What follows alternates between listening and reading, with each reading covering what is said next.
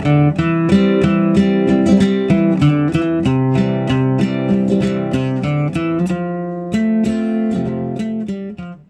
everyone!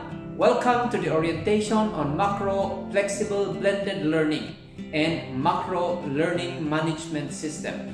I am Don Ramos, your facilitator for this orientation.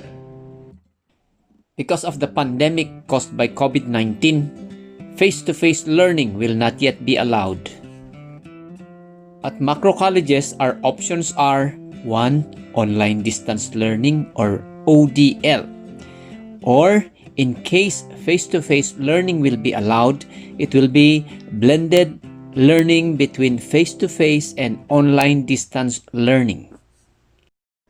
Our second option is Modular Distance Learning or MDL. And again, in case face-to-face learning will be allowed, it will be blended learning between face-to-face and modular distance learning. At Macro Flexible Blended Learning, the online distance learning is available to all students. The online distance learning is delivered via Macro Learning Management System or mLMS. Macro LMS is stored in the internet, and it could be accessed using a PC, a laptop, cell phone, iPad, or tablet. What is in the web-based Macro LMS? 1. Parents and learners account. 2. Parents and learners messaging. 3. Learners and teachers files. 4. Audio and video presentations and lectures. 5. Conferencing for learners and parents. And 6. Assessment for the students. Why do parents and learners have an LMS account? Your parents have an LMS account so that they can see what is inside our learning management system, so that they can help you and guide you, so that they can message the teacher or the administration. Your parents can message your teacher, your parents can message the administration, and vice versa. You can message your teacher, and your teacher can message you. Learners and teachers' files like audio and video, accounts, and documents could be stored in our LMS. Audio and video lectures could be watched using smartphone, iPad, tablet, or PC or laptop. Our learning management system is capable of student-teachers conferencing or class conferencing, and can also provide conferencing for parents and teachers and parents and administration. In the Macro ODL or LMS, the teacher or the administration can administer assessments, quizzes, and examinations. How do we access Macro LMS? Using your favorite browser like Chrome, Safari, Firefox, or Internet Explorer, type lms.macro.edu.ph at the address bar. To get inside the Macro LMS, you log in. Click on the login button at the right-hand corner or click on any of the titles of the subjects.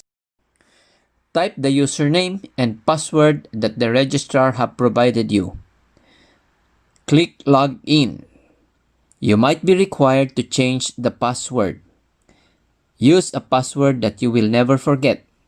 And in case you forget the password, message the registrar for a new password. If you are successfully logged in, all your subjects will appear in the web page.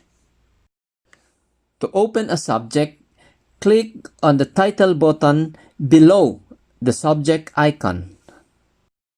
Once inside the subject panel, you will see there announcements and weekly activities for the quarter. In each week, you might see files to read, videos to watch, assignments, quizzes, or exams. In the first week, the first thing that you will see there is the teacher. If you will click on the teacher, a video will pop up and you will see your teacher introduce herself or himself virtually to you. Close the video and click on the syllabus. Here you will see the lessons that you are supposed to learn for this quarter. Your lessons are stored either as video or a PDF file. This is an example of a video lesson. Let us assume that we are now on the 4th week. Click in any of the lessons. This is an example of a PDF lesson. You may read this lesson here or you may print it for reading. You may also see assignments or quizzes. For assignments, a separate video tutorial will be provided for you. You may also see quizzes there, but it will only open during the specified date and time. To take the quiz, click on the Attempt Quiz Now button. A Startup Attempt pop-up window will come out and click Attempt Quiz Now button again. The quiz will open. It might be true or false, multiple choice, matching type, or essay. Put on your answer and click next page to see the next question. Do the same for all the questions until you're through. When done, look for the blue Finish Attempt button and click. Next, look for the Submit All and Finish button, then click. A confirmation pop-up window will appear. Again, click on the Submit All and Finish button. A summary page will pop up. Here you will see the items that you get right or wrong. Close the page when you're done. When we are through with all the activities of the first quarter, the first quarter will close. Second quarter will open, and the procedure will be the same as the first quarter. When we're done with the second quarter, it will close and the third quarter will open. It will be the same procedure. When the third quarter is done, fourth quarter will open, and the final exams will also be here in the fourth quarter. What if the internet in your place is weak or no internet at all or no gadget at all? In this case, you will use pure modular distance learning. In case face-to-face learning will be allowed, then we will use the flexible, blended, face-to-face and modular distance learning. In the macro modular distance learning, you will be using your books together with the instructional modules that will be provided for you every week through your parents. We are encouraging you to use online distance learning as much as possible so that we can help to stop the spread of the coronavirus. Well, ladies and gentlemen, that's it for our orientation on macro flexible blended learning and macro learning management system. Thank you for watching. If you have any questions, suggestions, or recommendations, please write it on the comments below.